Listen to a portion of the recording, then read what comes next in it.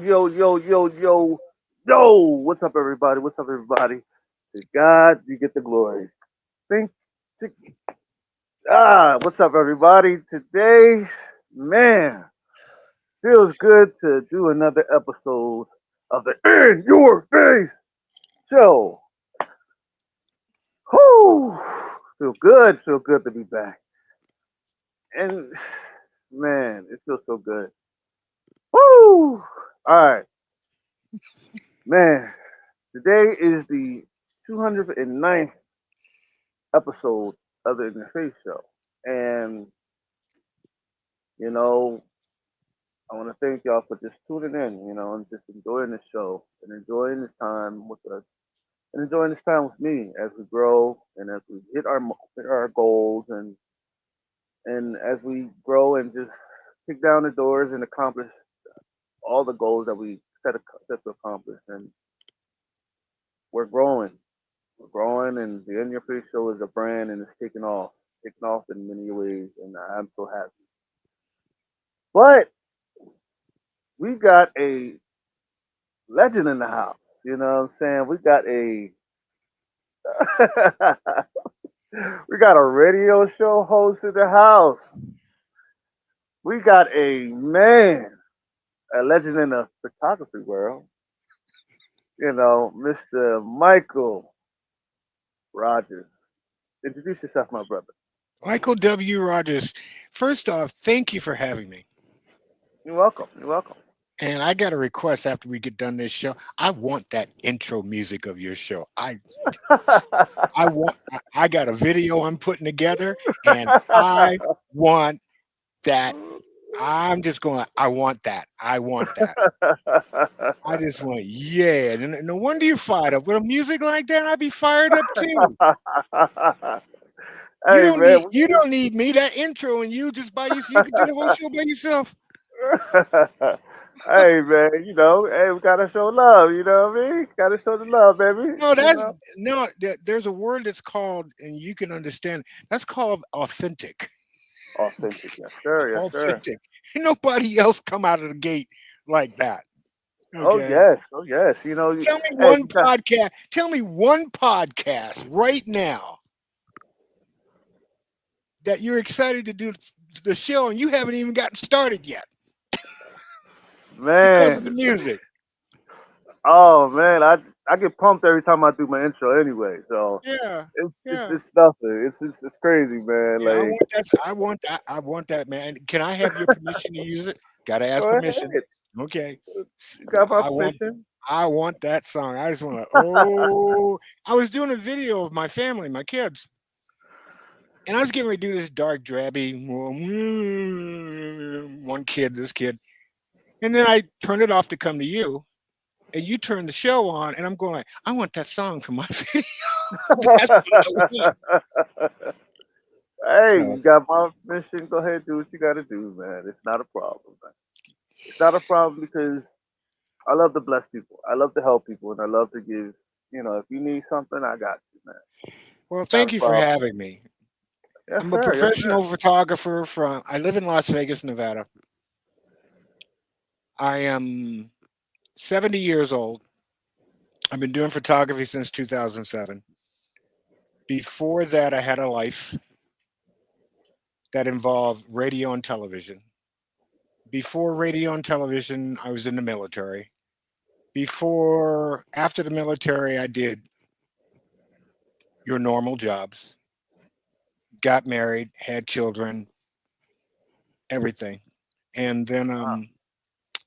um, everything changed for me to get to this spot in 2006.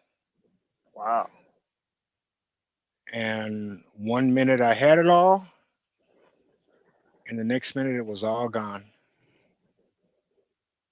Mm. Wife, job, family. You've heard this story before. Everybody has it's all gone, and then we come back up. I got the same story. Oh. Um, but it's different when you hear somebody talk about it and you see people go through it and you're inspired and you're just going to go make a sandwich and go to bed. But how do you feel? What do you like when it hits you in the face? Mm. Exactly in the face. When everything was gone. Everything was gone.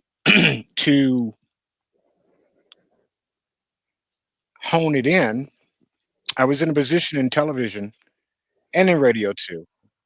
And a situation happened where my ex-wife and I decided to separate, Mm.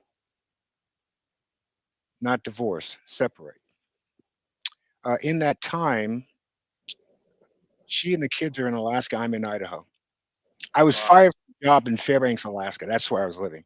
Okay. So I go to Idaho to work another job. In that time, in that space, we decided to separate. In that time, in that space, something very neat happened to them as a family. Hmm. And I caught the downside of it. Wow. And basically, it was this. I'm in one place, they're in another. They get nominated for a TV show that you watch on ABC television called Extreme Home Makeover. That's where everybody gets a house and all of that. That family got a house on that television show in September 2006. It was viewed by 6.6 million people. That show with them on it beat out Sunday Night Football, and it was Philadelphia and New England. Oh Now, wow. reason why I know this because I check stuff. I just like I want to see what the ratings did for that, da da da da da, and he beat it out. Anyway, they got the house, they got the 15 minutes of fame, they got everything, but I wasn't there. And at the time, we were still separated. There was no divorce, but I found out years later that the perception of me because I wasn't there, the perception was I walked out on him Mm. and left him homeless. That Wow. was huge. That was huge. Um, I was in Idaho at the time, so I lost my job in Idaho because of it. And there was this moment where I was getting ready to take my life away. I was going to get in my car and drive off the Snake River Bridge because I saw the show. And my youngest son, who is from another relationship that I was in after we separated, um, his mother stopped me. So here I am with nothing, no family, no job, nothing. But it hit me in the face because I'm trying to be Mr. I can get through this. And I couldn't. I couldn't. So I had to figure, well, first off, the devastation, the trauma of losing my family and the kids was the big thing. That's what really caused it. Mm. That's what really sent me down. And I had to find a way to not only take care of two families and child support and pay bills and flat broke and all of that, but I had to get through this and I had to work. So the only thing I did that I knew that I wanted to do was a childhood dream that I always wanted to do. So I became a truck driver and I drove semis for 20 years from one side of the country to the other, except for the state of New York. Never drive in New York. It's hard to drive in New York City with a tractor trailer. It's hard. So I drove a tractor trailer and I took pictures. And over time, I got good with the camera and I didn't even know it. I had that period where I was driving truck taking pictures to take my mind off of what happened. But in reality, and I can talk about this now, Um, it sounds really good that I wanted to drive a truck and take pictures. It sounds really good coming out of my mouth. And you don't know me and I don't know you. So I could tell you anything. And I'm a recovering alcoholic. And I've been in radio and I've been in TV. I could give you a story like you would not believe. Oh, poor Michael. But the Hey, bottom line, I was ashamed. I understand. I wanted to hide from the world. And the Very only much so. job that I knew that I could do to pay child support to two families and hide from the world at the same time was driving a truck. And to take my mind off of it, I took pictures. That's it. Wow. The depression during that time was really, really bad because when I was broke driving a truck, people think truck drivers make a lot of money, and you do. But by the time I got done with two families of child support and money that I owed people that I caused, let's get this straight now. This isn't about the world coming after Michael and saying we're just gonna no, that I caused. I remember my paycheck every 2 weeks was $52.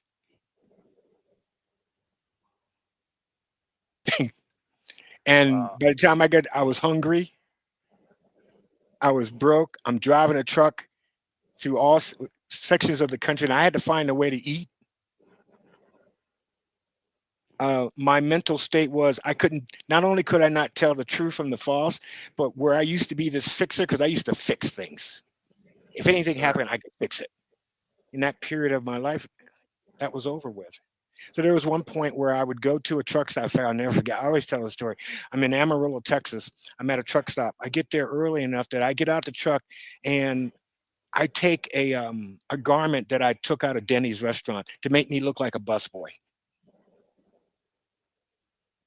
And I Wow. go in there and I clean off the tables. Only I didn't have the bus tub, so I had to time myself out to grab a big bag, go through those tables, and instead of walking back in the kitchen, I walked out to my truck. That's how I ate. Wow. That's how I ate. But I'm still taking pictures, and for some reason, there were key people in my life who saw what I did and thought, like, you're a pretty good photographer. And at that point, I didn't care. You couldn't convince me of that. The last thing in the world I wanted to do was photography. I Right. was not a big fan of photography and photographers. I Mm. DJ. You DJ'd weddings and see the photographers work. As far as I'm Mm-hmm. concerned, they're the biggest pain in the butts I've ever seen in my life. They're so controlling. They are. Move this way, move it, and the way they talk to you, and and I was like, But I kept going, and I was still going through the crap of life in this dilemma until 2014, Mm. and everything changed in 2014 to where a friend of mine, I was in Las Vegas, and a friend of mine flew me back home to Alaska. I fly home. Flying into Fairbanks, you fly by the highest peak in North America, which is called Denali. We used to call it Mount McKinley. Mm. Um, I missed it. When you live in Alaska, Alaska is always going to be my home, Mm. period. Mm. Even though I was born in New York, Alaska is my home. So I flew past it, and I was I could not get off the plane fast enough to go take a picture of that mountain that I've seen for the last 30 some odd years. I just missed it. So I got there and I took a picture of it. I posted a picture that I did on the Facebook page of Alaska Magazine. Wow. That was in April of 2014. Now, mind you, I already had one magazine cover already in Idaho. So this is basically what happened would end up being my second. So in June of that same year, they called. Now, when they called, they made me an offer to take that picture that I took of Denali and put it on the cover of their magazine, and they were going to pay me money. And I said, how much? And they said $500. Mm. Never tell a broke person you're going to pay him that kind of money. Yeah. Anyway, the first thing they said was that we can't. This is in June. He says we can't pay you till December. I go like, you're not getting that picture till you pay me, and that's it. You're done. uh, yeah. That's yeah. Hmm. So they paid me, and Alaska Magazine is part of a big uh, group from a company where basically the here I am going through this bad time in my life, taking pictures, and all of a sudden this magazine that's in my home state of Alaska, who's affiliated with a company that all those magazines are put in every Barnes and Noble in the United States. Wow. Wow. So I would drive my truck and I see my magazine cover in Texas, Oklahoma, Illinois. It's all over the place. Mm. So that was the day I decided I was going to be a photographer and move to Las Vegas. When I got to Las Vegas in September 2014, that story tied into this story because when I got here, this is where I was going to work. And I lived in my car for 2 years with a camera, a lens, and a speed light. And I lived in my car. Wow. It's wild. A lot of people tell me living on the West Coast, you're going to kind of, it's hard to live out there. And they just tell me that it's expensive, very, very expensive. It is. Not as expensive as Wow. New York City, but yeah, it is. Wow. It I've is. heard a couple of my friends even telling me, I they've lived out their cars Everybody maybe. lives out their cars. Eh, So I don't sound negative to other things and other people. And because I'm a part of the media, which I'm kind of Mm, like, I'm ashamed of by the way they put out information to other people that's not right. I lived out of my car, but I chose to do that. So I'm everything that comes with it comes with it. So if I'm going to live in my car, I got to find work. If I got to find work, I was fine with living. The only reason why I lived in my car because I spent 20 years in a tractor trailer. And the car that I bought was the same dimensions of my bunk in the tractor trailer. I'm wow. not, I'm just going from a truck to a car. I'm going from 18 wheels to 4. And I was happy with it. I'm moving to a place that I don't know. I'm in Las Vegas. I don't know anything about these people. I haven't rented an apartment in years. I owned a house till the divorce. And I heard all these stories. I'm going, I'm not renting. I'm not throwing money down. I'm going to live in my car. Problem was, Vegas has a problem with people living in their cars. You can't just live in your car. Wow. You can't go to a Walmart. Right now, if I had to go back and live in my car, it would have to be outside of town. There's no place. You can't even sleep at it used to be you could sleep at the truck stops. You can't do that. But into all, yeah, I chose to live in my car. Okay, yes, it's expensive. Okay, duh. What's new? So what's the problem here? I'm going to find work. I'm going to eat. I'm going to live in my car. I'm going to take a shower at the athletic club, and I'm going to be a photographer. Nothing is going to stop me. That's it. Then I had a problem with the car because it caught fire, and now I didn't have a place to live. Wow. And when I'm watching it on fire, I'm sitting there watching it on fire because when it caught fire, I left my camera and my stuff in the car and I ran to the car and the fire department is telling me, you can't go in there. I said, watch me, move. And I pushed the guy out the way and I stuck my hand and got my camera and my computer. Everything else burnt up. All I had was just the clothes on my back. That was it. And I kept saying to myself, I gave it 5 minutes to go like, oh, woe is me. It's over. It's done. Here's an excuse on why I didn't get to where I needed to get to. I gave it 5 minutes and I said, I'm not quitting. I'm not quitting. You As time know, went on, there was a gentleman who followed my work. He was pretty, I won't say influential, but he wasn't rich either. But he was okay. He took me out to one of the most expensive restaurants in Las Vegas for lunch, and the first thing he said to me was, "Okay, I want you to order to go. At least 3 orders to go, because I know you're hungry and you haven't eaten." So I did that. He says, "Now," he says, "if you think that I'm here to help you start your business and give you money," he says, "I'm not doing that." I said, "Okay, why are we here?" He says, "I know you used to be a veteran. I know you were in the military, and I know that you were in the military during the Vietnam era. Did you ever submit your paperwork for benefits once you were honorably discharged?" And I go, "No." He says, "What in the world?" He says, "You submit that paperwork. You're an honorably discharged veteran." And I said, "They're not going to give me anything. It's too late. I never used them." He says, "Do it." He screamed at me. He says, "I expect you to do it." So I sent the paperwork in, and I got, because I was honorably discharged from the military in 1976 and in 1989, because I came in twice, I had medical benefits from the VA.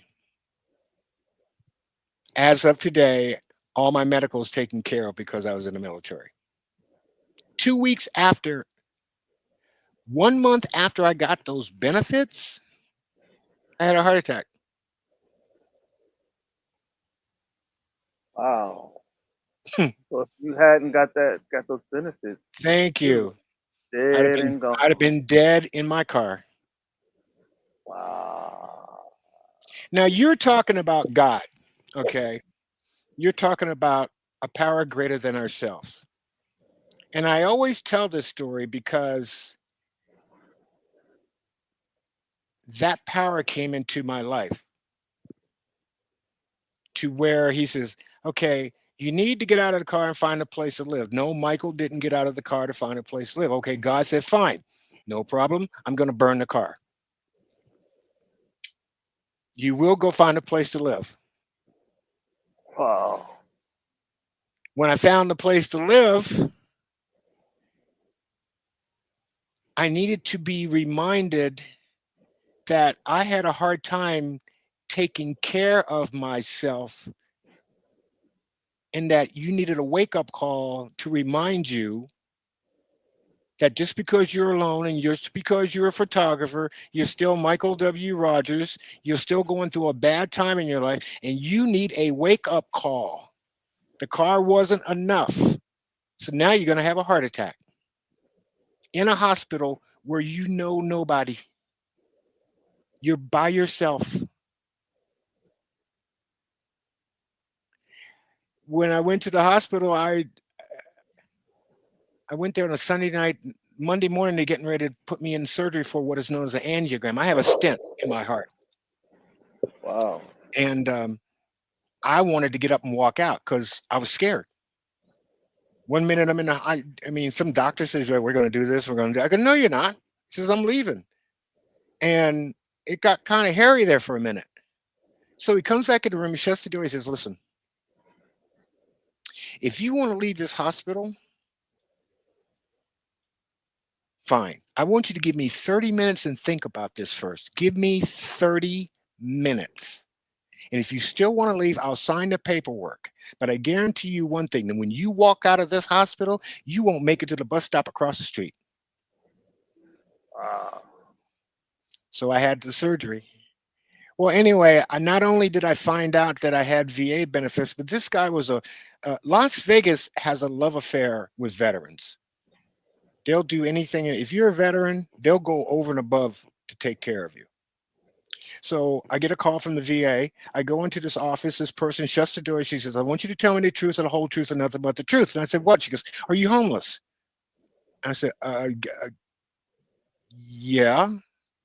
She says, "Good." She left. She came back. She gave me a 2-month bus pass. She gave me a key to my apartment and a $500 check plus a bed. And she took me to my first apartment. When I walked into the apartment, they put everything in. I sat in the middle of the floor and I cried. Wow. hold on, I hadn't even got to the camera yet, huh? hold I told you this was going to be a story. Wow. Hold on. Let me back up. Let me get back up. Oh Lord. Ah, and hold up. and I'm by myself.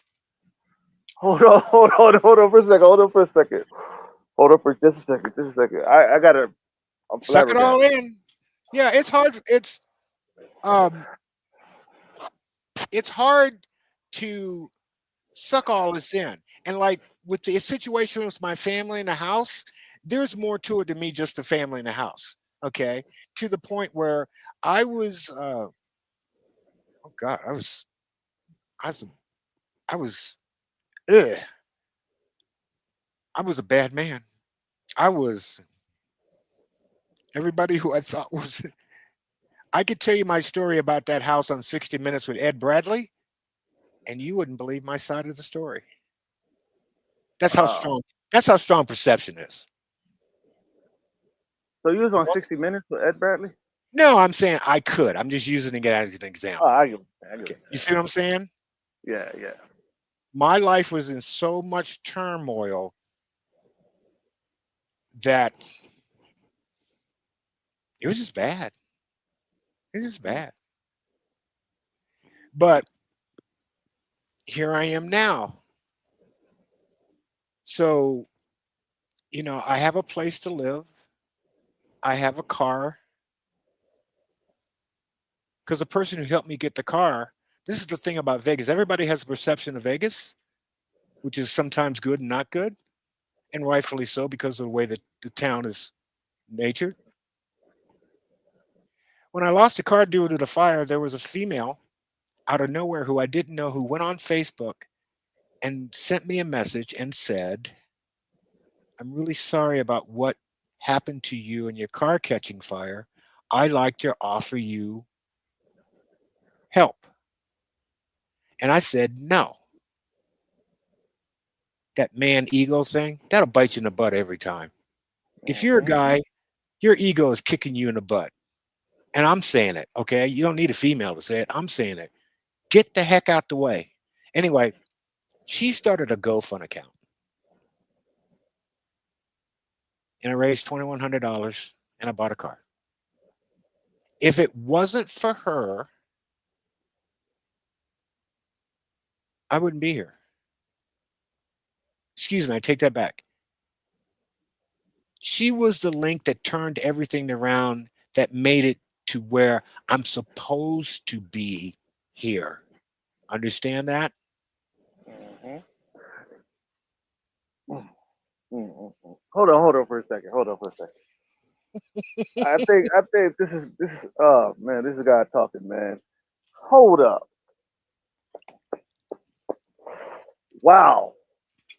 Um talk about a big turnaround, you know.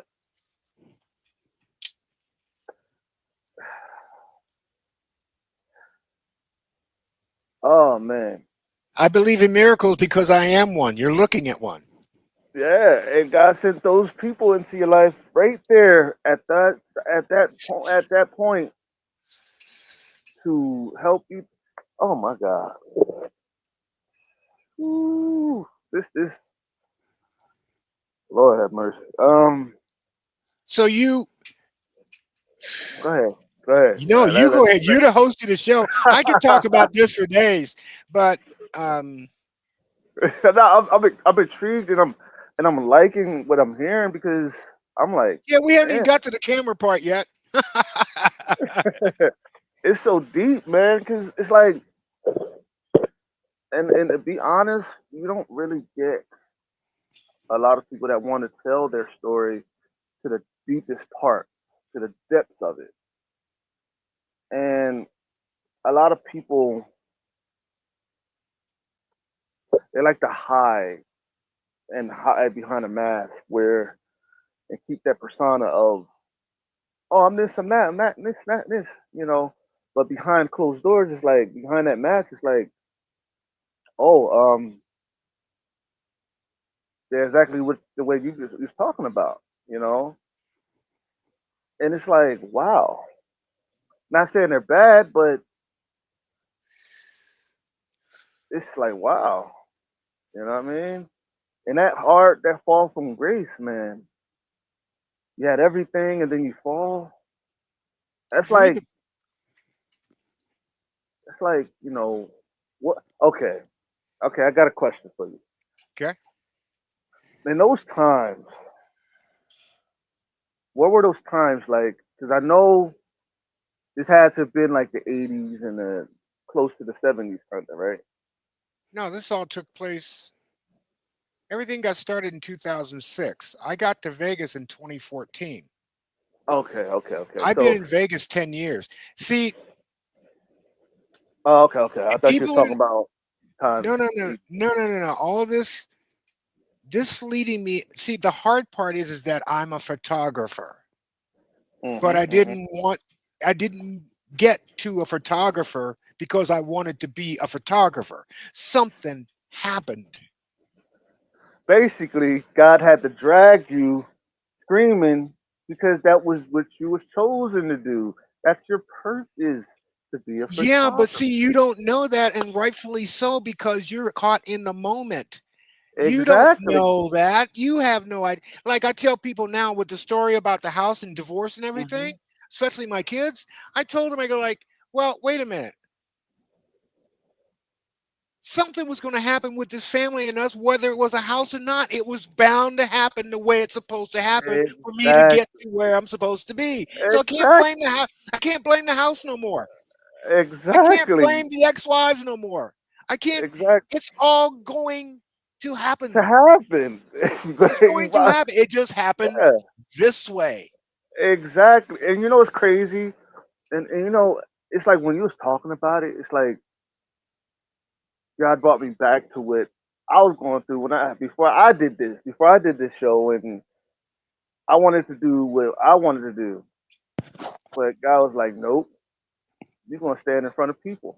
What did You're I gonna say to speak you in front of before people." we got started? Sometimes God He says says, no. "No." The Yes, car, the man. car thing, okay? Uh huh. Michael, I need you to go live somewhere. No, okay, fine. No problem. I'm now going to take the car away from you because I need to Yes. get your attention. Yeah, and that's what I'm telling you. I'll catch you. I caught on to that. I'm like, Right, right. No, wow. you think you're going to be this photographer in Las Vegas and do all this and make all this money and what, be on Oprah? No, no, no. You don't take care of yourself. Okay, fine. We're going to fix that. I need to get your attention. Heart attack. Wow. Wow. Wow. Wow. Yeah, because all my health, in reality, all the health issues, I was okay when I was in Alaska. Every health issue I've had since I've been in Vegas happened in Vegas. It was when I moved from Alaska to the desert. I changed Wow. geographical locations.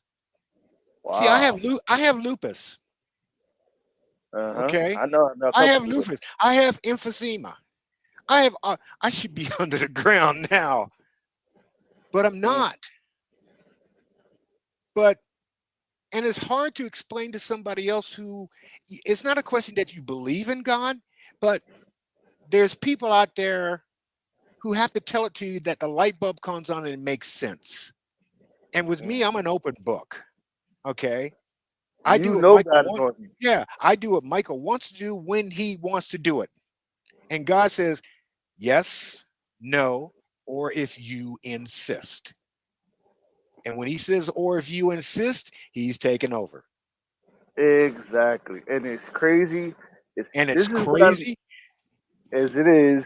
I know what you're about to say. He'll let you hit your head on things.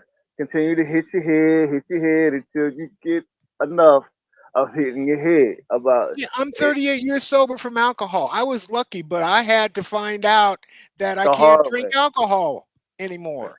And the thing is that I'm upset because all I wanted to do as a kid was be this big grown up and be like everybody else and go out and drink and da da da da da. And I'm going, well, what did I do? Why can't I drink like everybody else?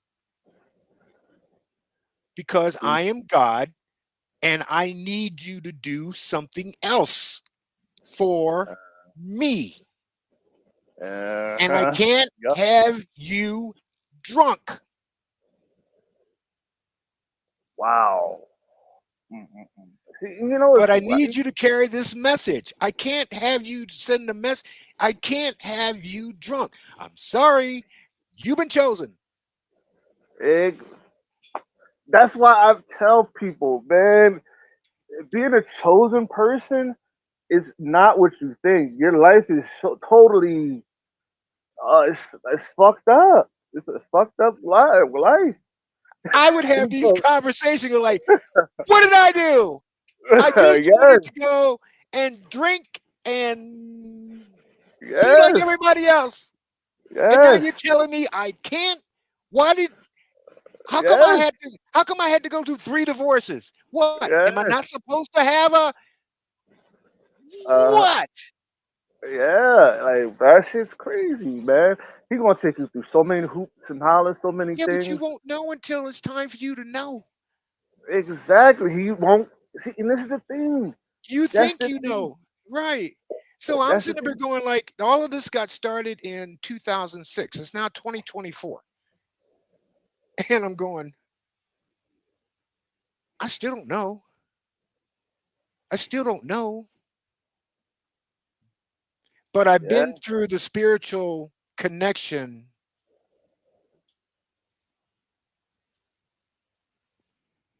That awakening, that spiritual awakening is so powerful.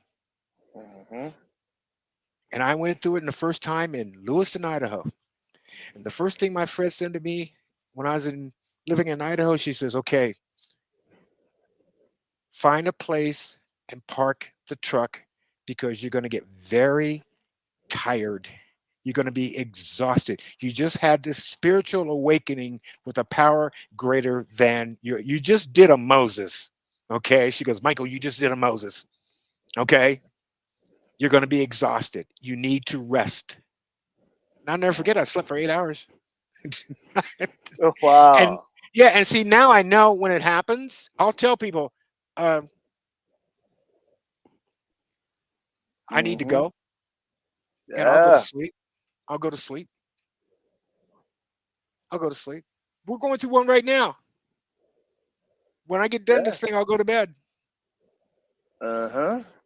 Yeah, And it's that's why it's like that's why I keep telling people when I pray and when I invite God into this thing, He comes and He takes over, and that's why I keep telling people, be but aware. the average person doesn't know that because it's never happened to them.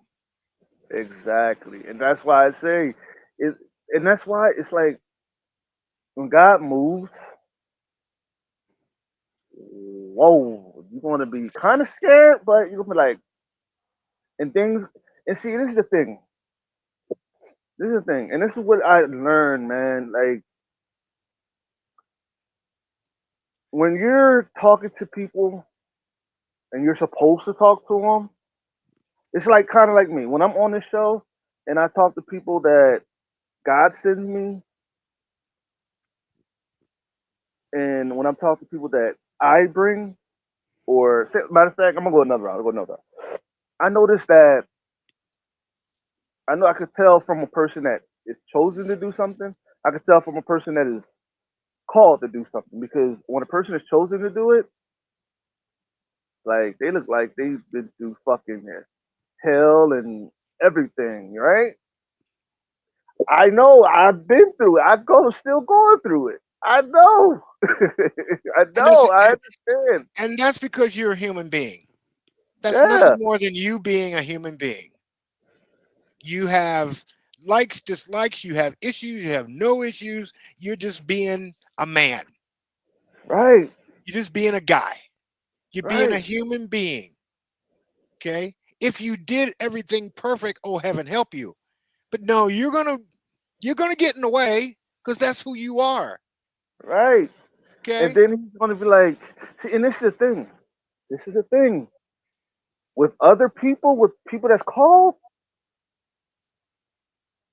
he's not patient with them much. He's patient with them, but he's not too patient. But with chosen people, you got all the patience in the world. You got all the patience in the world. And I've noticed, I'm like, God, what the? Look, hold up. If God called on me to be this great photographer, how come I'm not rich? How come I'm not this? What am I Well, supposed to do with the camera? Am I supposed to be like everybody else? Why, of all people, do I have the camera when I hated it, when I didn't like it? well, Why? Why? I could tell you why. In so many words, it's real simple.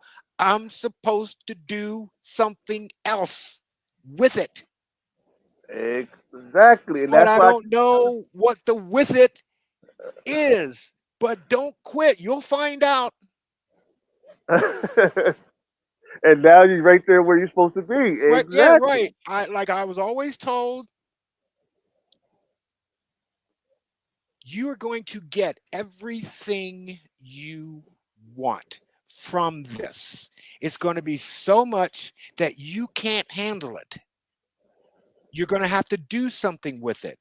And that's when it came to me that I'm supposed to pass it on to my children, not the camera. I'm supposed to pass on this journey to them.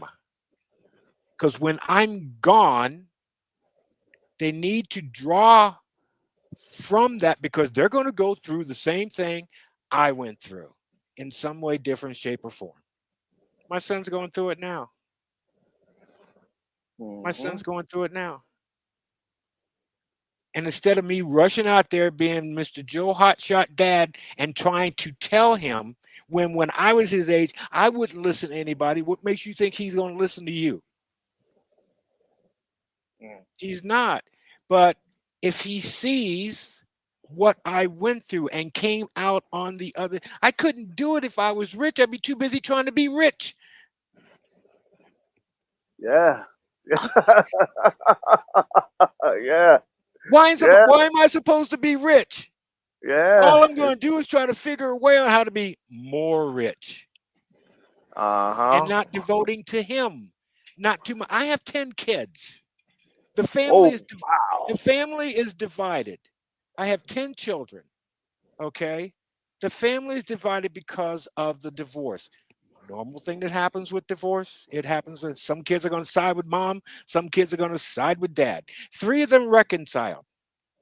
I got 7 more to go.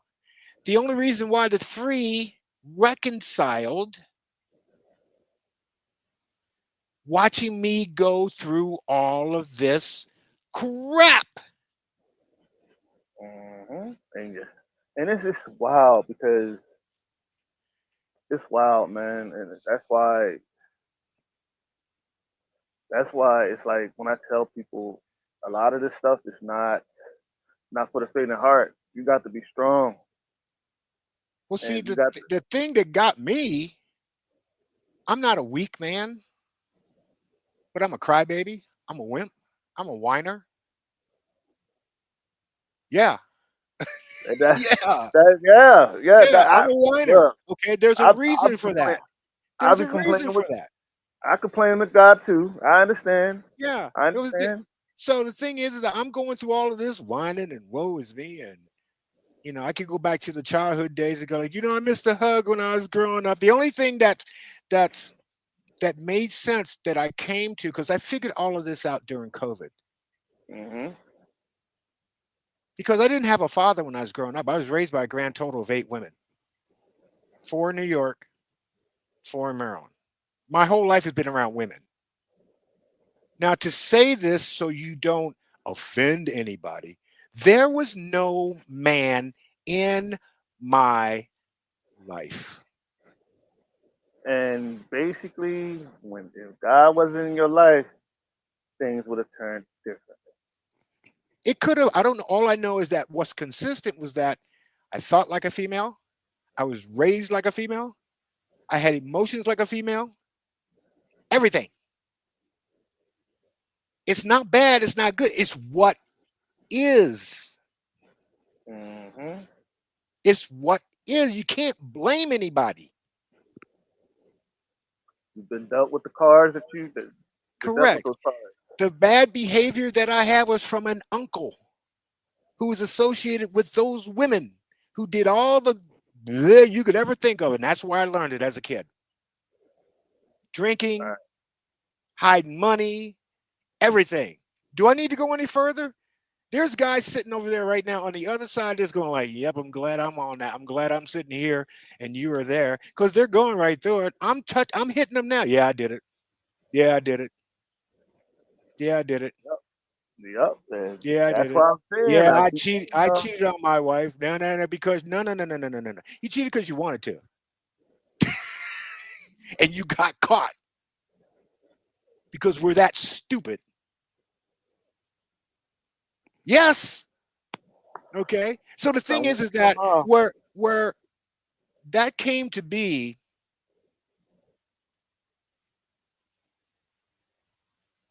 if my children see me go through this portion of my life, that they know that they're going to go through it.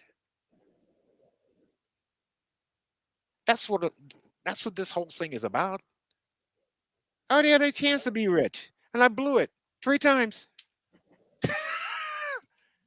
The one thing I noticed about Vegas more than anything else, Vegas was the only people that I met a lot of rich people and they're not happy. You ever met rich people who are not happy? I've met a lot of them. A lot of them, Yeah. and The two it's things in crazy. Vegas, what kills me about Vegas is that people smile, they don't laugh. Wow. And you know what's weird too? It's weird because like I've noticed that a lot of people, you know, a chosen person, a person that's chosen to do whatever God tells them to do. It's like we're very, we're very, it's like when we get to when we get to where we want to be or need to be or where God wants us to be, it's like we're at the top of our game, and it's like what it's like, and I keep telling people, it's like when you're doing something that you're chosen to do, it Naturally. comes naturally. But when you're chosen, when you're called to do it, it's like you have to learn it. It's a learning curve. Yeah, It I comes had to learn hard. the camera. I had to learn the camera. I had to learn the thing about the camera. What made it so difficult for me was that I was hard headed. I didn't want nobody to tell me how to do it. I wanted to figure it out for myself. Exactly. It's like Okay. this. It's like this. Right. And I, see, the thing is that when people, like, photographers are very sensitive people. Anybody in radio, TV, in the media, they're very sensitive people. hmm All you got to do is say you're not crap and you just now put them on their knees. They go down, any hmm one of them. So with me now, because I started photography in my 50s, I was 52. I knew this going in. And I was hmm bound to determine you weren't going to show me how to do anything. So I counted on all the people who didn't like the work. So that's how I learned. hmm Okay. and And one thing, things that I learned too. Sorry about that. Let me that's okay. interrupt you. The things that I learned too is that the people that's in the areas that you're in, they you begin see, and it's the thing, man. They begin to fall off while you begin to rise and stay at the top. What happens after that? There's only one word for that. There's only one word for that. It's Are called you there? jealous. It's called Jealousy, jealousy. and it's crazy, bro. And those You get so many people hating on you for no reason. the one thing that hurt me was when I was growing up and I would get to these milestones, I didn't realize how many haters or how many people were jealous. And I'm not talking about just normal people. I'm talking about my wives. Jealous. Yes. Jealous is Wow. huge. My kids, they're from an interracial marriage. And as time went, and they at one point was playing a lot of issues. They were playing the race card. And I would sit there and smile and they go like, what's the fun? I say, well, you can do that if you want, but if I may suggest, there's a difference between racism and jealousy is the worst out of the two. So Mhm. I just want you to know that. Okay. Racism Wow. is easy. Jealousy is a little bit tougher. Okay. So you go right ahead and play that card if you want to. You're probably right, but I'm telling you, it don't come from racism. It comes from jealousy. You're naturally better than the next guy doing something, and Exactly. you made him mad, and he's in a key position to make your life I live in hell. miserable. And the crazy thing is, though, here's the kicker. Here's the kicker. I've been there. They got that road. They got all the resources, but they don't know how to use the resources. But when you get the resources, you got it, and it just comes natural. That's It, why. it it also will kick you in the butt because, like for instance, Yes. I- I'm broke, right? Uh Never huh. bothers, never bothers, never bothers me. I know how to get through what I need to get through to get to what I need to get to. Mhm. Okay, it's also a crutch because you're afraid to go up to bigger and better because you're so used to being here. Mhm. Mhm. So when something bad happens and you try to blame somebody else, and you don't even look at yourself in the mirror, going, like, "You don't want to cause this." You had a chance to step up, and yes, you're supposed to be scared because you've never done it before. But what do? You get scared and go back to the same way you always done. You're not ready yet. It's not time yet. Mhm. It's not Mhm. time yet. Mhm. And you know what's crazy? We tend to get in our own way Oh sometimes. gosh, yes. Oh yeah. That's because of what. Photographers are famous for it. Yes, but what The we. best photographers in the world are Mhm. so good, and they get in their own way. Mm, mm, mm. See, you know what's weird? You're answering all the questions without me even asking. I'm like, okay, hey, it is what it is. Like, hey, that's why I said, hey, let God take over. You know, it is what it is. You do what you do, Lord. I'm letting you do it. Do your thing. And that's why I say, man, I feel like things when living in this type of life, you're very lonely. You know, Thank you. very lonely. Finally, somebody gets it. You can't tell anybody I'm lonely because they'll take it another. They have no clue. They have no Mm, clue. I chose to be alone. Okay. I've been alone since 2006. mm-hmm, Okay. And you meet these people who go, or I always, every now and then, I run into somebody who goes, like, you need this or you need a girlfriend. No, no. I'd still mm, be lonely, number one, if she was in the house. Number two, this this environment here,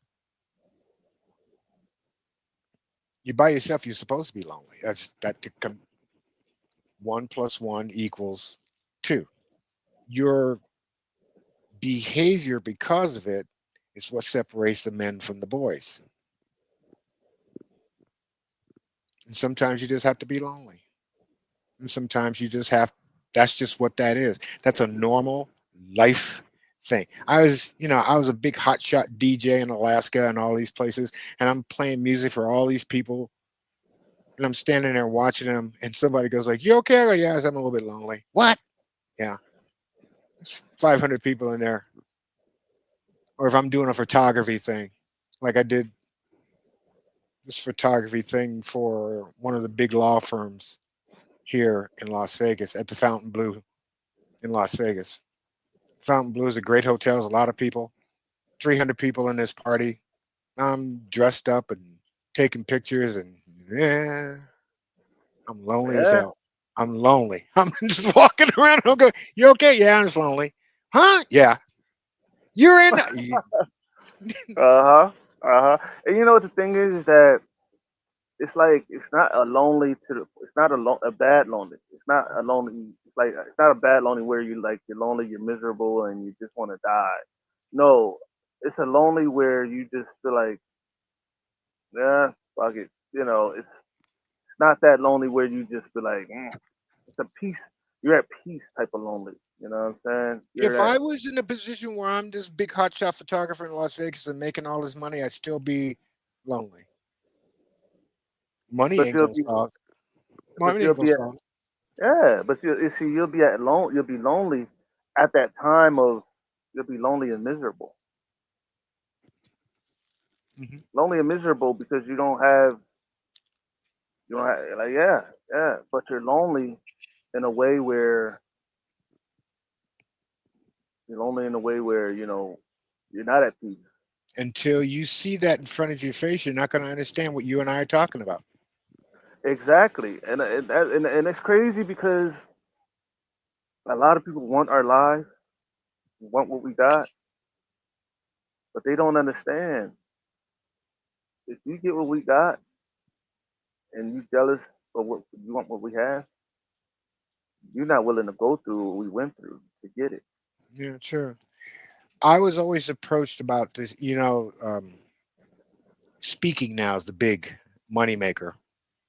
People Mm, going on stage and telling you how to live your life mm-hmm. and be a coach and be a Life coach. mentor. And one person suggested that I should do it. And I go, why? He says, because you talk good. I said, well, that's fine. Why should I do it?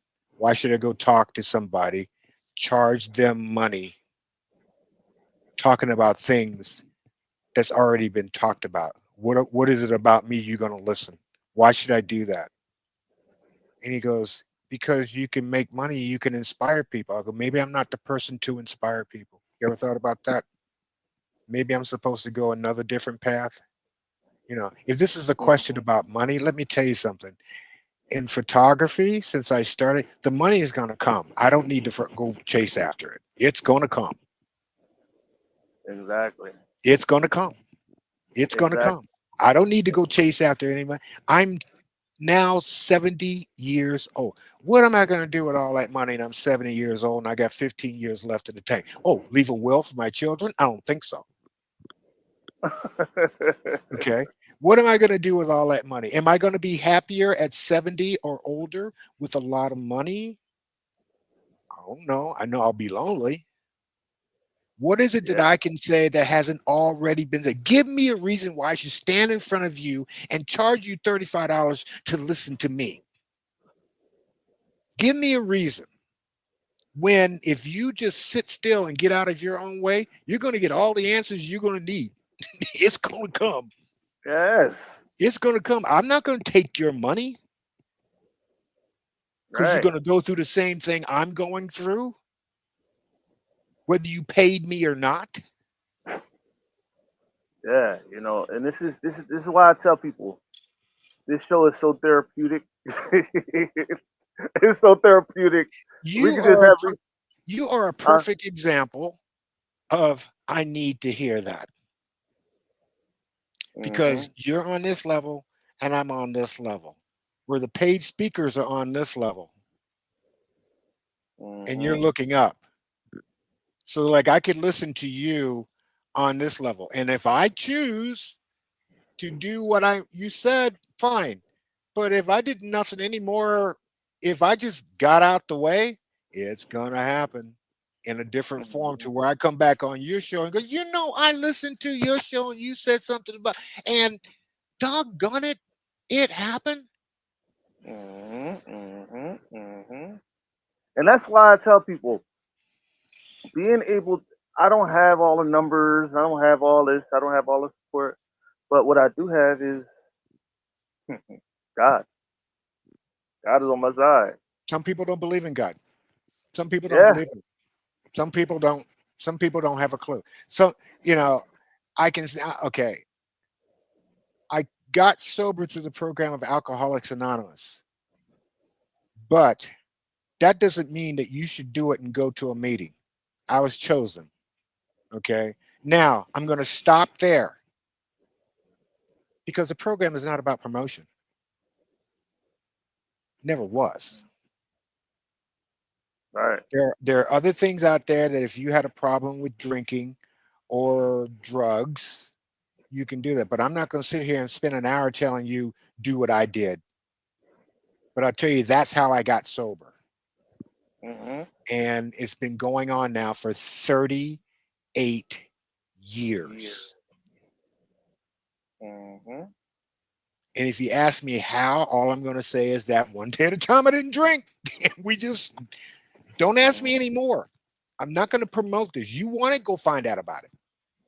yeah, and you know it's crazy, man. I'm still learning as I go, but I know for a fact, and I know this that I'm going to go through a lot too myself.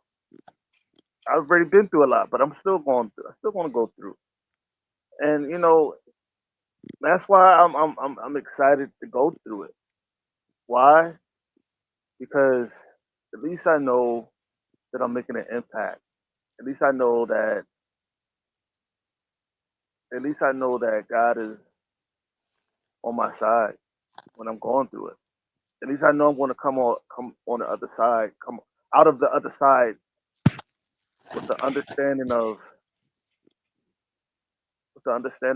yeah, I was chosen to do it, and hey, I got a I got a couple bumps and bruises. I almost died doing it, but it is what it is. Long as I long as I change lives and impacted people's lives and they overcame the odds and long as I help people become better than what they are, long as long as long as I gave the people what they needed instead of what they wanted, I'm okay with that. You Yeah, but know, all of that, what you're doing with other people, happens in God's time. You're just passing on the exactly, information. That's the hard part because exactly, people will sit there and listen to you, and because for whatever reason they think, okay, exactly. it's 2006 when I went through everything I went through. I didn't reconcile with my children until 2024, Mm. or as my son said, it was time. And out of the 10, three came back. So we got seven more to go. However, and because I'm a realist, it may not come back. It may not come back. I don't know. But I do understand the process and the time and what's going on. In photography, I've been doing photography since 2007. Somebody, if there's one thing about photography and the journey of photography, uh, I'm really on board with that because somebody walked up to me one day and said, I remember when you first started, I thought you would have gone further. And I said, what do you mean gone further? I thought you would have been this, this, and I go, no, it's not time yet. It's not time. I know I'm right where I am supposed to be. All the people that Exactly. I've captured pictures here in Las Vegas, and I've gone all over the place. They were meant to be in my life to do this Yeah. for a bigger goal down the way. So I don't need to do all that. And because I'm hard headed, I'm bound in eternity. I grew up in the 1900s. Okay, so I'm a baby boomer, and they hate us. And you know, uh, you know, my radio thing started Norristown, Pennsylvania. No, it started in Alaska, ended in Pennsylvania, and then I took off. Okay. And when I was in radio, back when we played the thing, I think it's called music. uh, I wanted to be like those big jocks. Uh huh. Uh huh. Uh My huh. favorite radio station was KHJ in Los Angeles, and I wanted to be like them. And I just wanted TV was the accident, and I got into TV. I'm a broadcast meteorologist, so I lied to you every night at 6 and 10 about what the weather's going to be like the next day. Uh Okay, huh. but I'm this personality, and in fact, the guy who hired me says, "I didn't hire you to be a weather guy. I hired you because of your personality." Okay, Right. so you combine the two, and all the stuff that I learned between the two careers brought me to here. Mhm. Mhm. Because like what I thought about it like this. What if your knowledge that you had was what if the knowledge that you had for radio you was supposed to pass on the knowledge Maybe and so, but right now I don't know that. But something will come along. If it's supposed to happen, it's going to happen. oh It's yes, like, oh yes, okay, radio. Okay, the thing about radio, radio. You were talking about differences in radio now versus in the 70s and the 60s. Hmm. The only difference is only one difference in radio from then to now. Radio today is not a friend to the listener. Mm. The Hmm. personalities, not DJs. There's a difference between a DJ and a personality. A DJ plays music. A personality is what he is, a personality. He is your friend. He talks to you. He gets you through your day. He goes through all of that. One of my famous things that I did on the radio that people always like for me to do is that I would go, if you have to be at an appointment at 3 o'clock, you got 2 minutes. And people will Mm. call me up going, man, I'm glad you're like my walking alarm clock. Okay. That's the difference between radio back then and today. Okay. Mm. Where I have an issue with podcasts and radio today, because the difference between podcasts and radio today, they're basically one and the same, only I can see you. On the radio, you can't. Right. You like get to listen to it. Listen to the But radio. you got two people talking to themselves, having this conversation, and the listener's not involved. Right. Where I was in radio and I did a standalone by myself, I did phoners. I had people call me in, and that was my show. I learned that from Wolfman Jack. Yes. Played in the movie. Yes. Yeah. Wolfman Wolfman. Jack taught me how to do phoners. And I remember when we met in Anchorage, Alaska. And I remember he says, when that phone rings, you turn that tape on. He says, you build your show off of the phone. Because when I first started, if someone says play a song, I would play it. Wow. And I play their voice. And as I got better at it, I was good with phoners.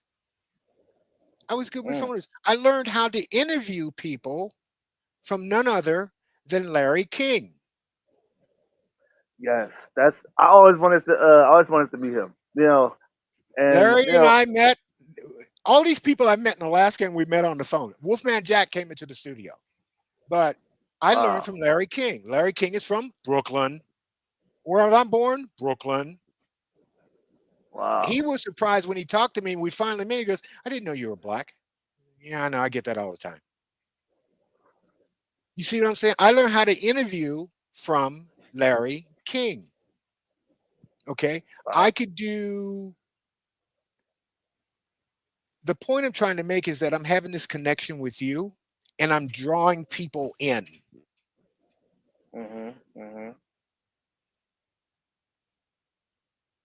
Nowadays, you have two people having a conversation, telling jokes, whatever, and the listener's not involved. In radio, where I learned to put it all together with Larry King and interviewing was, of all people, Howard Stern. Yes. And you know what's crazy? It's that, like, I got a lot of my inspirations from Wolfman Jack. You know what I'm saying? A lot of my inspirations come from, Larry King, watching the way he does, with the way he talks and the way he basically does his interviews. You know what I'm saying? And like Howard Stern, his show is very uncensored. You don't have to, because back in the day, Howard Stern show was like kind of like Jerry Springer. It was uncensored. He was following the times, but what made Howard what he was has nothing to do with what he's doing. That's what people don't know. Okay? Howard became Howard because in Detroit, he's on the air reading an outdated PSA. And when he realized it, he was on the air. And he said, Wow. Oh my God, I feel like a beep. And he took off from that day forward. Because the radio, he was doing what radio personalities supposed to be, real. It's okay to make a mistake. Right. And Real that's people exactly make mistakes. Real exactly people make why. right. Right. Larry That's King, why I same said way. He made mistakes. Don Shula of the Miami Dolphins was his first interview in Miami at a coffee shop, that. and he Wow, blew and it. that's why I keep telling people the In Your Face show. You get the good, the bad, the ugly. I am The not only- about. Oh right. my God. There's 4 interviewers who I will listen to and watch. Okay? 4. Okay? Howard Stern, Larry King, Dan Patrick, Mm. and me. Well, not. Well, now you're gonna listen to me too. And you well, see the thing about Dan,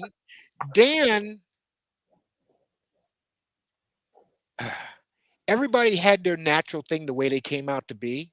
So it's not Uh-huh. the fact of how they do it, is what got them there. Howard Exactly. reads an outdated PSA. I became the radio personality that I was because my son was molested by a 14-year-old boy, and I couldn't stand it anymore. And not thinking about what I was saying on the air, I went, ah. I remember saying I'll never forget it. I went like, this, I remember saying, this is tough. I can't be there for my son. Mhm. Mhm. And people locked in on it. Because see, I wasn't funny. I couldn't tell jokes. I wasn't funny. So I had to find some other way. Well, I love music, so I could tell you about music all day long.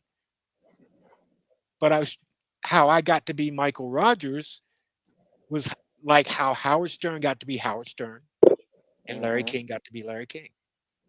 Right. And I And and see, and that's, you have a quality right now that most other interviewers don't have. You want to know what that is? what? You What? connect with people with your eyes. If somebody doesn't like you, they can't look at you dead in your eye. You have a natural ability to connect with your eyes. You I didn't know that's, that, did you? that's the I'm first time looking right somebody. there. You have not blinked the whole time we've been talking. And what your eyes do, and this is a photography thing. Okay, it's called squint. Okay, what you see, you just did it. You just did it. Why did you do it? Because you're interested in what I have to say. Exactly. And it's crazy, man. Like that's why I keep telling people when you listen to my show is not like it's not like what people want. It's what they need. You know what I mean? It's like they it's like medicine. It's like cough medicine. Well, you also have a good tone to your voice. And if there's one thing I know about radio is voice tones. And voice Okay. tones are real easy because Mm. like Mm-hmm. music, it should not be irritating to the ear.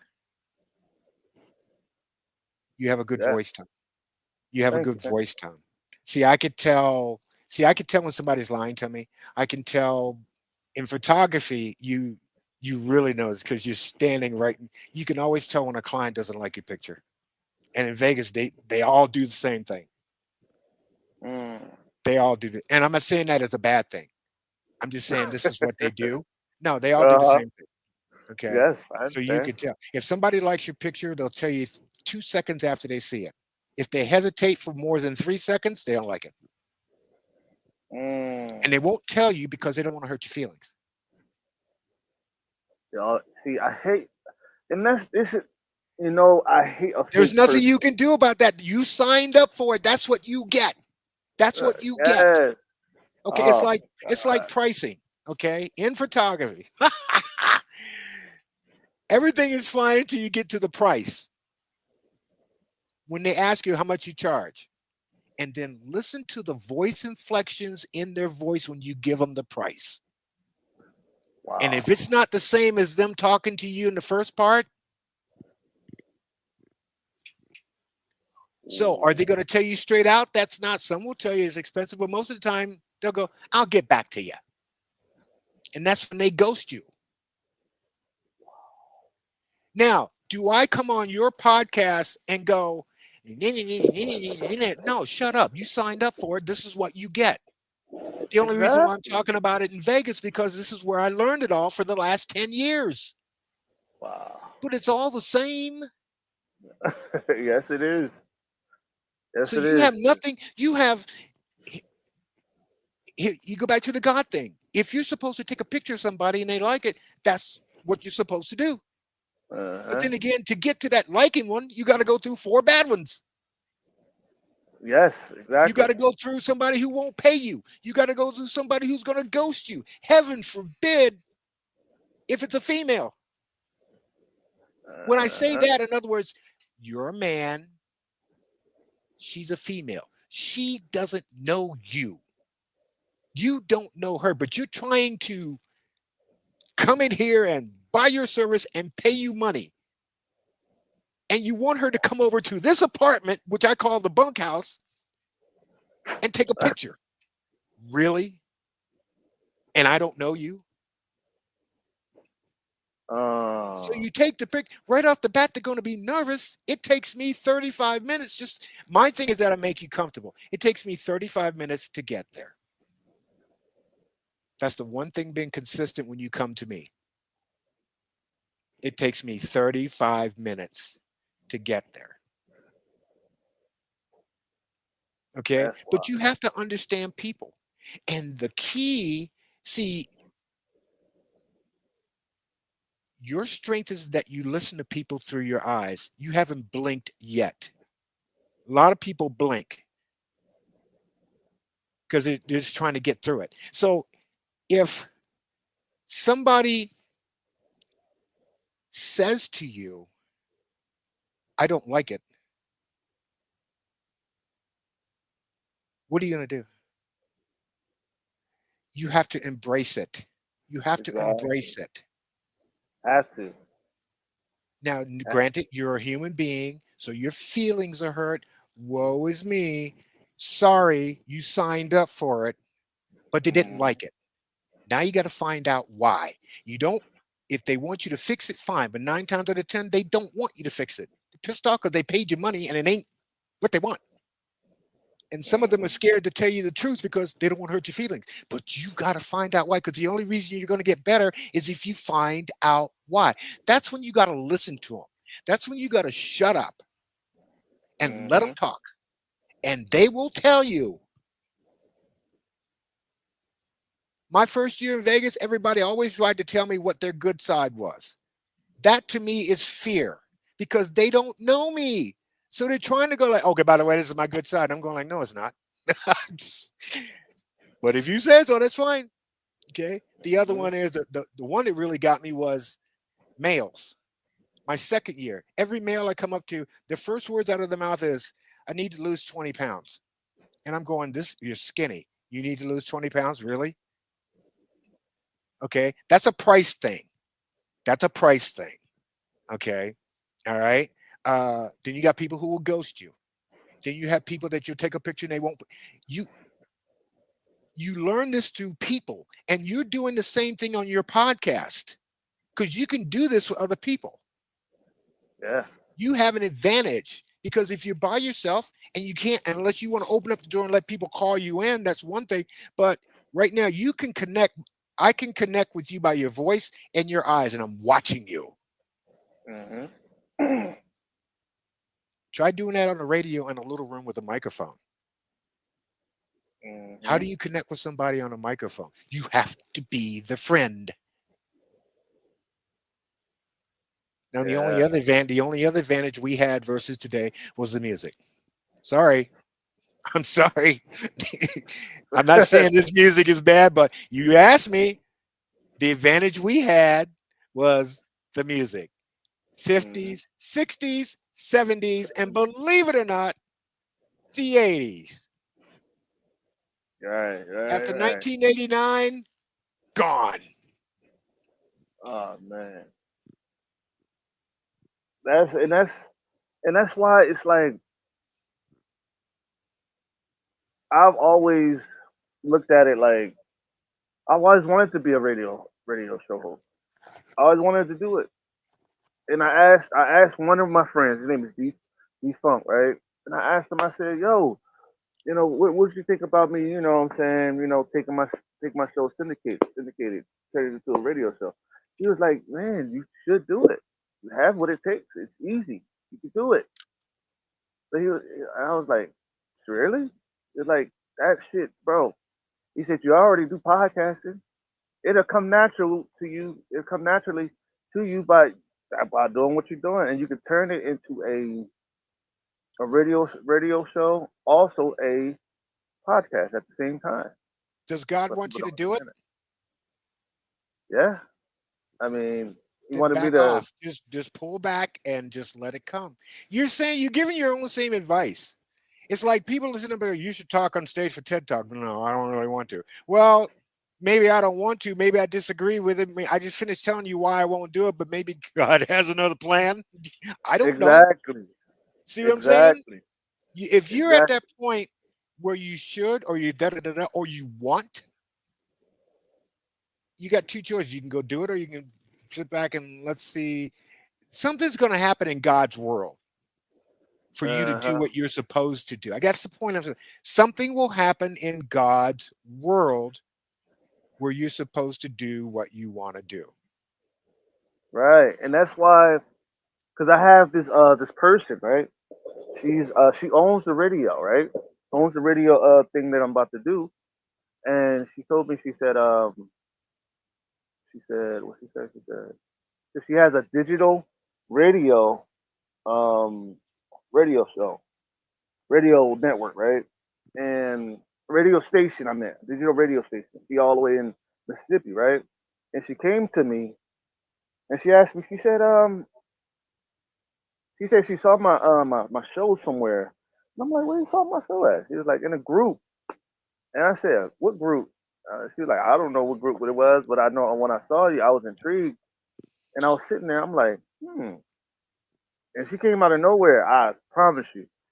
And I'm sitting there, I'm like, and she gave me a number, and we contact each other, and we're talking, and all of a sudden she says, "Yo, I really love your show, really like what you're doing. I would like to bring you on my network as like a podcast on my network and have your podcast on there." And she said, "If you need anything, I can bring you on. You could do anything on the show on the network. You could be yourself." And I said, "What?" And she said, "I got 250 listeners and all that stuff." And I said, "We still growing." And I said, "All the time I need." And I said to myself, I said, "Man, this is something. It's like, dude, like it's just been happening. It's been coming out of nowhere." And I'm like, "Wow." And I'm like, God, man, like God's been doing it. Then why are you scared? The reason why I'm nervous is because I know that it's something new. You know what I mean? It's something new, and I know that if I, I know that I'm going to bomb sometimes. I know I'm going to bomb sometimes, so I gotta get used to it. You know what I'm saying? But this is something I'm used to doing. So now that I'm have something behind me, that's even more. That's even more pressure. But I know I'm gonna bomb sometimes. But That's a situation where basically you just go to bed, wake up, see how you feel in the morning. If you want to do it, fine. If you don't, that's fine. It's not time yet. And if whatever you're going to run through stuff, whether it comes to you naturally through a power greater than yourself, or if you just decide to get up and do it. The thing about right, photography, the thing about photography was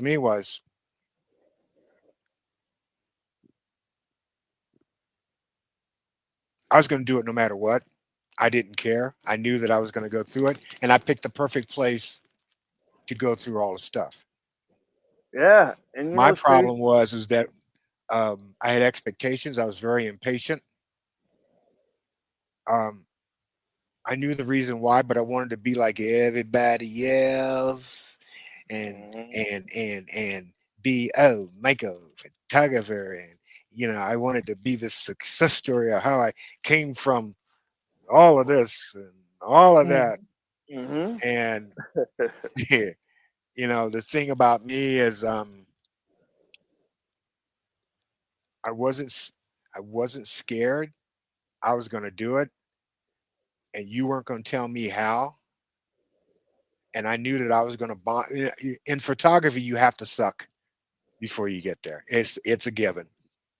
I picked the greatest place to suck right Mm-hmm. here. I Mm-hmm. picked the greatest Mm-hmm. place to suck. These people have helped me out so much, and I mean I picked the greatest place to suck. Uh-huh. Okay, And and it's crazy. Like a lot of people would tell me, what I mean, like your shows, and they always say in my intro, "In your face." Every time they see me, "In your face, in your face." that's a I'm nice like, line. That's a nice line you have for your show. That stays. That'll stay in somebody in your face. And that's why I like that song fits your. Uh, that song fits that intro to your show. Is like, whoa. No, you got something going, but just because you got something going, just because it could, these possibilities doesn't mean you're going to get it. right. That's why you just keep I'm good on with the striving. camera. Okay. All right. So what? Does that mean I'm supposed to get it because I'm good? I don't think so. Mm-hmm. Mm-hmm. Exactly, and And that's why. it's been proven to me here. Yeah. And what am I supposed to do with that information? I don't know. That's when they say let go, let God, all that stuff. Okay. Mm-hmm. But how did I get to that point? I had to go through an awful lot of crap to go like, okay, stop, get out the way, go to bed, see how you feel in the morning. Mm-hmm. Yep. It's Your crazy. intro to your song intro, it's like I'm doing this thing with my family and I'm trying to think of a song. And then you were getting ready to come up, right? So I put it up. In the back of my mind, I'm still trying to think of a song. And this whole interview, I've been thinking about, I can't wait to get off this thing to grab that song and put it to my video. I'm just going like, come on, man. I got to put this song together. Now, when I put it together and show it to the world, does it mean everybody's going to drop what the hell they're doing and come take a picture with me? I don't think so. Is everybody going to go like, you got such a great family? I don't think so. Mhm. Okay. A lot of good things about social media is that there's a lot of people who don't care. Exactly. There's a lot of people who don't care, They and don't it's care. like, and what's crazy? Then God always told me. He said it's a lot of people who don't care, and then they're not supposed to care. You're supposed to do it. You, and he told me, he said, you're going to be blessed in the midst of your Correct. people that don't care. They Photography is don't. the same way. Photography. Yeah. There's a guy. Oh man, he lives in Texas. He's been following me for years. And the way we met was he did a YouTube video that says nobody cares about your photography. Uh huh. And then I saw it, and then I found out the reason why. Hmm. Because we're all doing the same darn thing. There's no more authenticity. Uh huh. And the people who are authentic didn't get what they wanted and they got mad and ran away. The other ones are still sticking. Some are still out there. Hmm. Okay. I do a form of photography called boudoir lingerie, Hmm. sexy clothes. I hated it when I first started because I hated the poses. And I'm watching all these people on YouTube and all these, and I'm going like, ugh. So I made up my own. So what happens when you make up your own and try to create your own duh? You're gonna get some resistance. Hmm. Guaranteed. Guaranteed. Hmm. Hmm. It's Does that like I make said. you does it make you quit? No. No. Mm-mm. What if you got to be a success? Or just because you finally learned it, does it mean you're supposed to be it?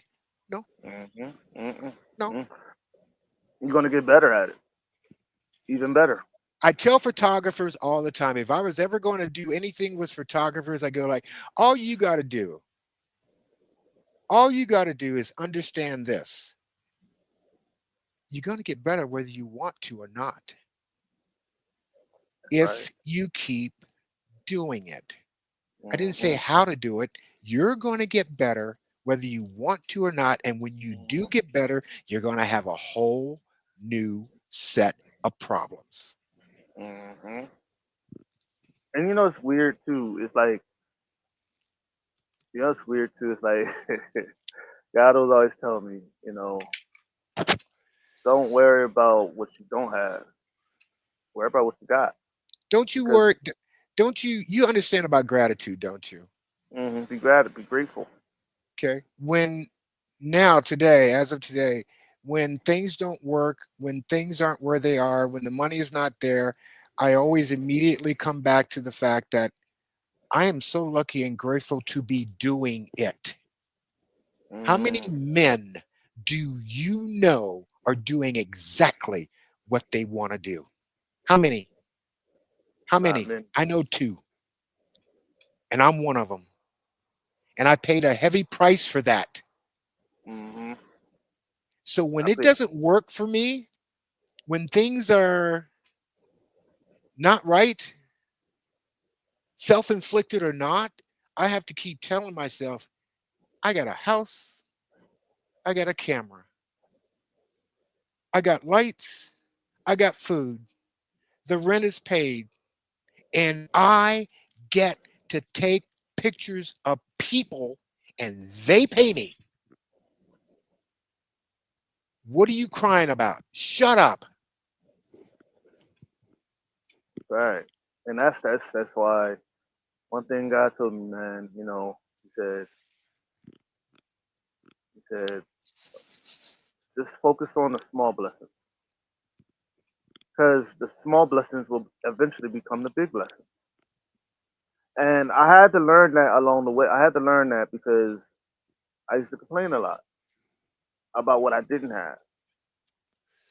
I complained a lot what I didn't have before because I was where I did all this work and I did all that and I had to and I realized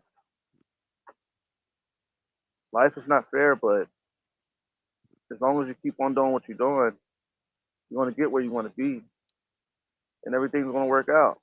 You See, just when gotta I keep get, on. I'm like you, only I get sarcastic. I understand. I get sarcastic. I get sarcastic. I do. I do. But that's being, I'm okay with being a human. So, Yeah, we all shit. And that's why I've noticed, man. Keep on being happy, man, because at the end of the day, we're gonna get there. We're gonna get to where we want to be. a Just lot of gotta, people are unhappy because they just won't go look in that mirror. exactly. They won't go Every look in that mirror. and it's crazy. Like I'm in the comic book industry, and you have a lot of people portraying to be something that they're not, and they want to be like Marvel and DC, but nobody want. But when I started to break away from all that mindset and that thought, and started to do my own trail, do my own trailblaze, my own road, and I did it by doing what I wanted to do. Everybody said you can't do it. You ain't gonna do it. But now everybody wants to. Yeah, you know what I'm saying? Like it's like with the show. I blazed my own trail, built the In Your Face show, and it's a show. It may not be the number one show yet, but it will be very soon. You got to see And like about I said, photography what I have to go through. It's so funny. You be laughing. You'll be laughing because I took this and all. This is all I wanted to do. uh huh. And for 10 years, no, excuse me, since 2007, they still do it. They are bound and determined. I'm supposed to go get another job. Oh nah, nah. And I I did, but I drove truck and took pictures until a gentleman in Fairbanks, Alaska got off a plane. I was driving taxi and he saw me and he goes, "You're on Facebook. I've seen you." I said, "Yeah." He says, "Your stuff is good." I said, "Thank you." He says, "Why are you driving a taxi?" And I said, "Because I," he says, "What? You can't do both. You were driving a truck taking pictures. You can't do both. You got to do one or the other." mm, mm. So people Mm-hmm. would like. There's a gentleman now who every time I see him, he'll take me to dinner, and I'm waiting for him to go like, "No, we got a truck driving thing you might be interested in." I go like, "No, no." You see, I won't drive a truck because it's too dangerous. Number one. Mm-hmm. Number two, I want to do photography. Number three, I don't like driving in the winter. Um, and if somebody hires me to drive a semi, they know that I won't drive north of I-40, and they only know Wow. I'm going to drive in the summertime. Mm. Young lady asked me about because I lived in Alaska. Goes, would you drive the ice road trucker? And I'm like, no, that's for real men and women. I won't. It's too dangerous. Okay, but I said, doesn't it make you upset that people here you are doing what you want to do and people are asking you that maybe you should do this and go like, you didn't listen to a word I said. This is what I do. Exactly. This is how I do it. Why are you trying to tell me to go do something else? I don't want to do it. And it makes me mad. Exactly. I screamed. I'll scream in a minute. Maybe you need to go and, you know, maybe you should do it this way, or maybe you should, like Uh-huh. I need a, I need a website. I need all this stuff. And I go like, it'll come. I'm not worried about it. It's fine. I'm trying to do Facebook ads and all that other crap. It's not a question I don't have any money. It's just that at this point right now, I realize what I need to do to go to the next step.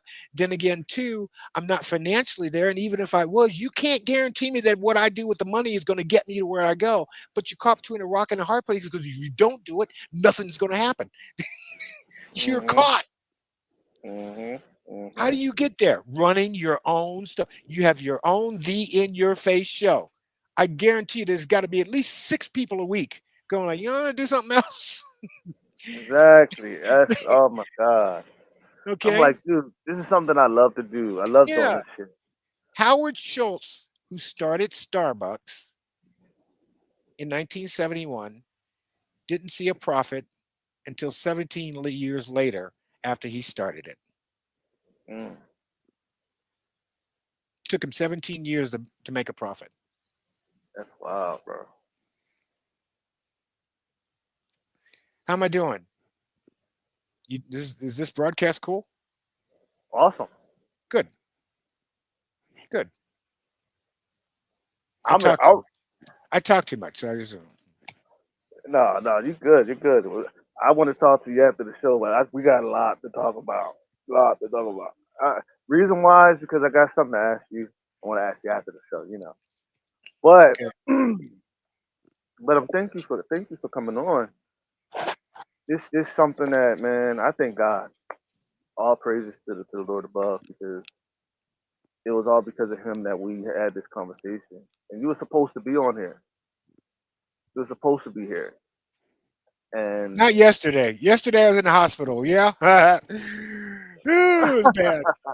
Yesterday but I was it's in the okay. hospital. But Yesterday it's I was in the okay now. hospital. I couldn't hear out of this ear, Ah, and it messed it up my sense of balance to where I was walking this way like this. damn.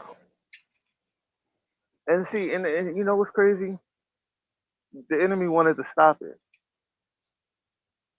The enemy wanted to stop it. But you know what? God said, nope. We're gonna get this rolling. We're gonna get this rocking. And dag, man, you Well, damn right. We got this. you've got I hate to use the word potential because potential means you haven't done it yet, and people misuse the word potential. Uh huh. Men more than females. Mhm. But there's I like to say this what you're doing has some legs on it and it can go someplace.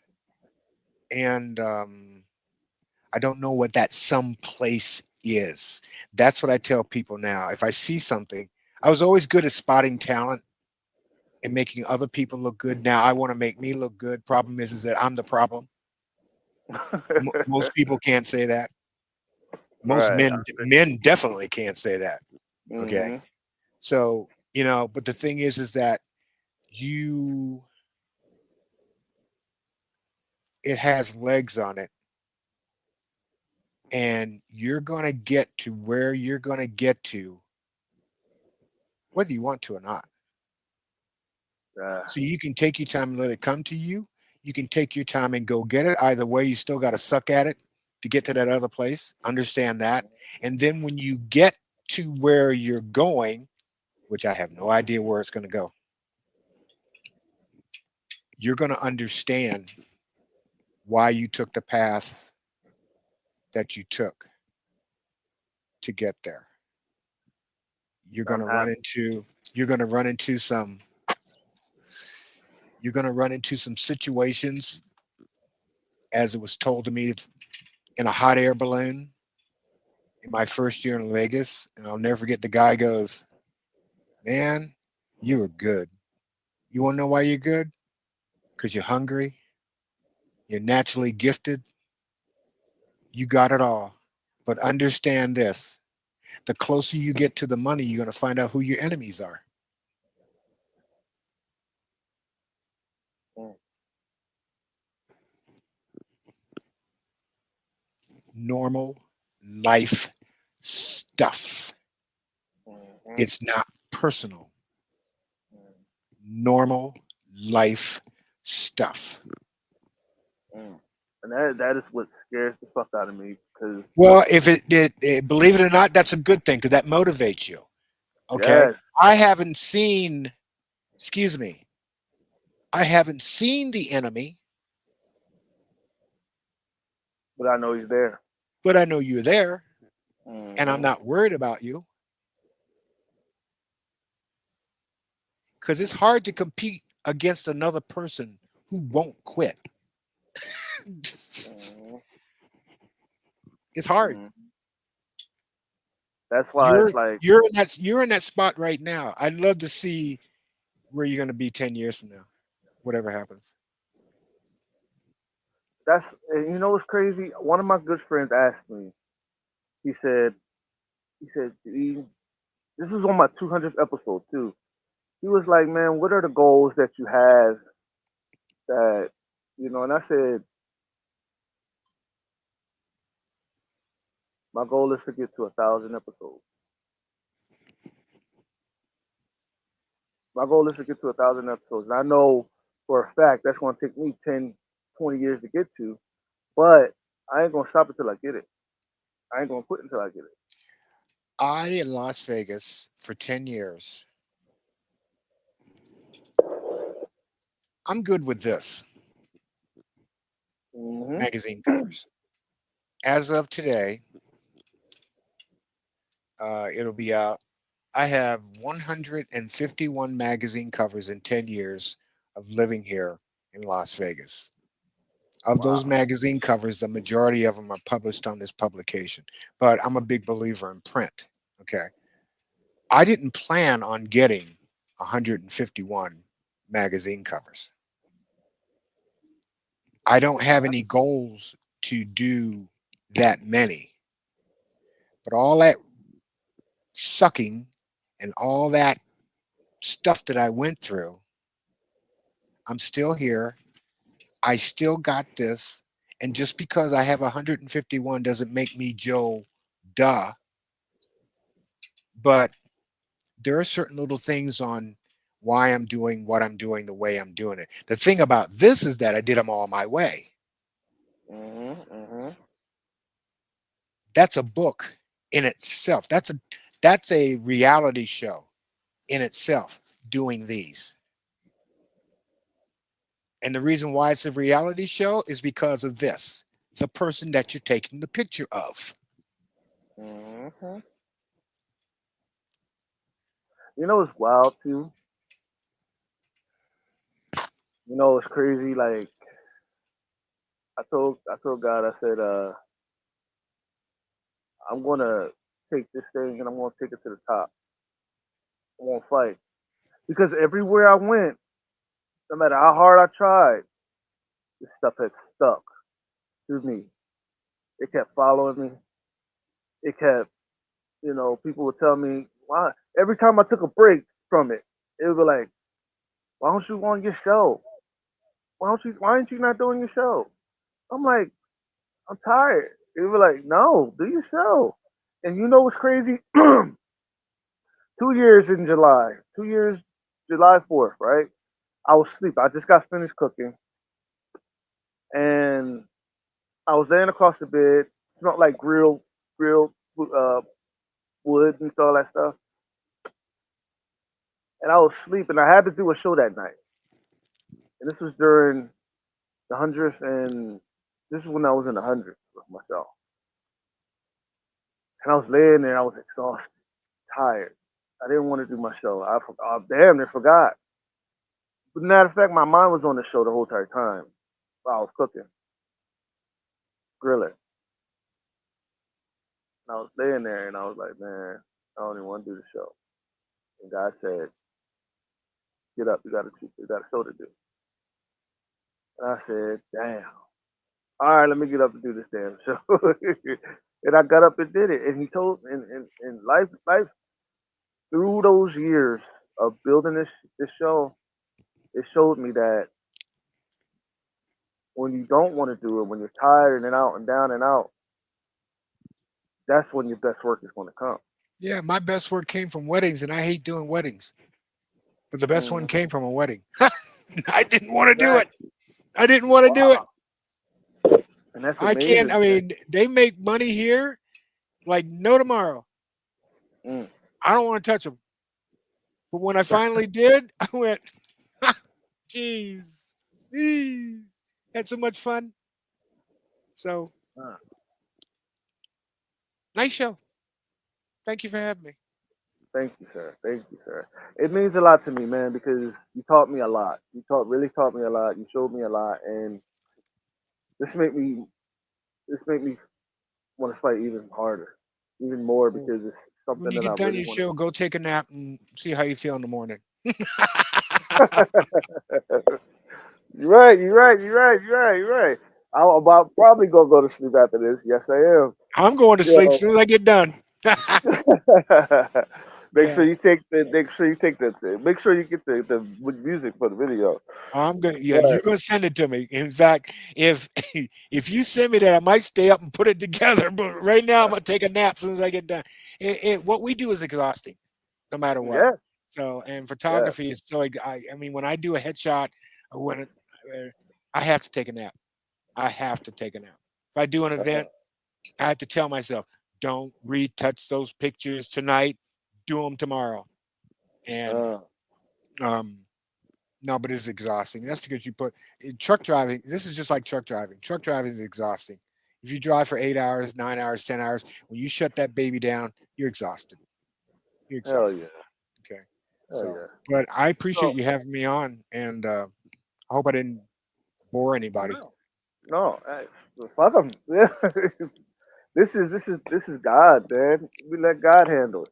Have fun, you know what I'm saying? This is God, and I think I'm thankful. I'm thankful. This is all God's doing. I don't. I'm happy. I love it. You know what I'm saying? And I'm proud to have you on the show. And whenever you're ready to come back on, we could do it again. Thanks. I'll be Um, more than yes, happy sir. to if you want to do it. Christina Yes, sat up sir. there and said the same thing. She goes, because we talked about Alaska. She goes, you ought to see what happened. And I went, okay.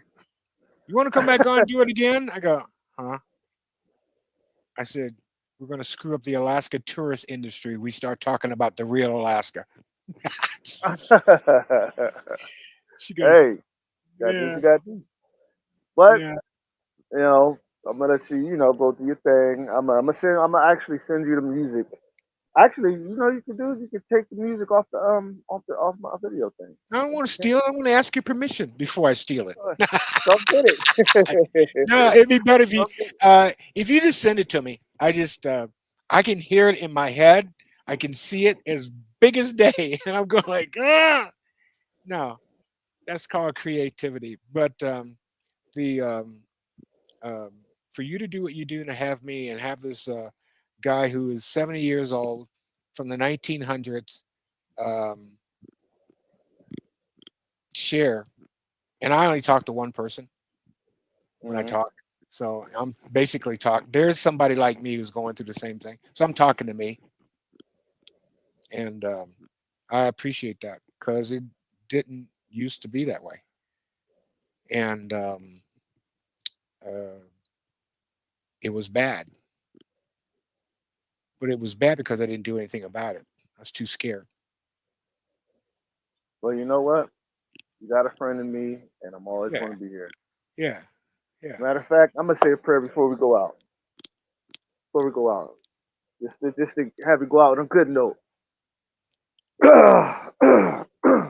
right, Father, I thank you for doing what you have done.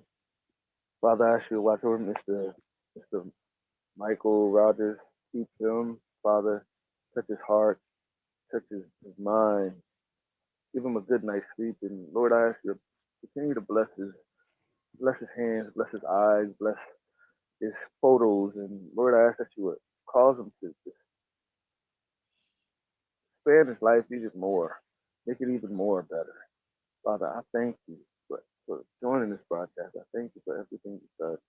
Thank you, Lord, for all that you're doing. And thank you, Lord, for all that you've done.